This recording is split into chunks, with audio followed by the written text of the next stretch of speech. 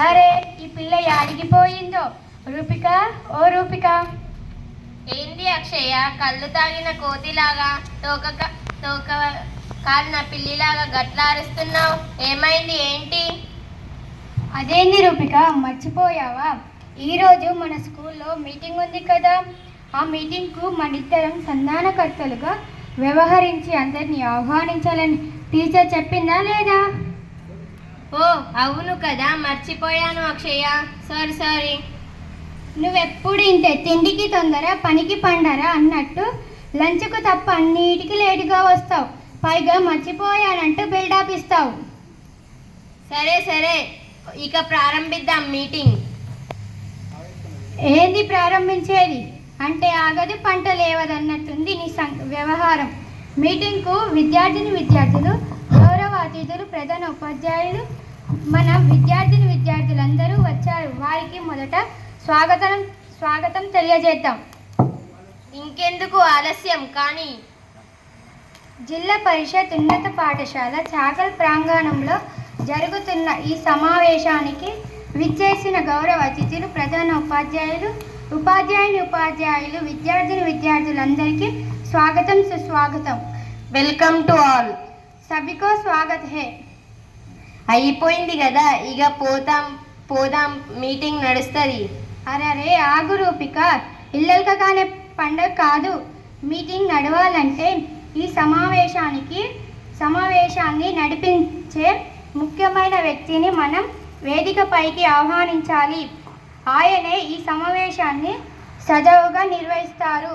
ఎవరా ముఖ్య వ్యక్తి? ఎవరు? మరెవరో కాదు, మన పాఠశాల ప్రధాన ఉపాధ్యాయులు. మరి పిలిచేయి. ఈ సమావేశానికి అధ్యక్షత వహించి కార్యక్రమాన్ని నిర్వహించవలసిందిగా మన పాఠశాల ప్రధాన ఉపాధ్యాయులు, గౌరవనీయులు శ్రీ జి కొమరయ్య సార్ గారిని వేదికపైకి సాదరంగా ఆహ్వానిస్తున్నాము. Please welcome sir NCC expert. వారిని వేదికపైకి సగౌరవంగా తీసుకురా.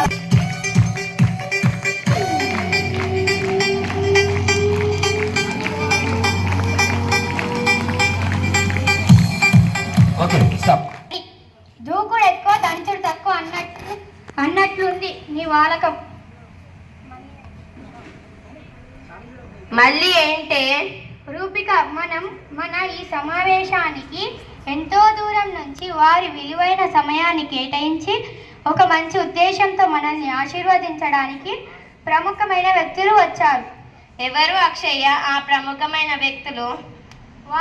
వారి పేర్లు వి తిరుపతిరావు, ఏవి ఎలమురుగు మరియు కేఎన్ శివకామి. వారు రోటరీ క్లబ్ సభ్యులు.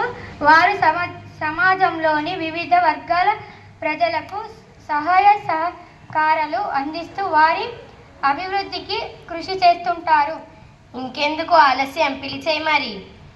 ఈనాటి ఈ సమావేశానికి ముఖ్య అతిథులుగా విచ్చేసి గౌరవనీయులు మాన్యశ్రీ వి తిరుపతిరావు, ఏవి ఎలమురుగు మరియు కేఎన్ శివకామి గార్లను వేదికపైకి విద్యార్థుల కరతాళ ధ్వనుల మధ్య ఆహ్వానిస్తున్నాము.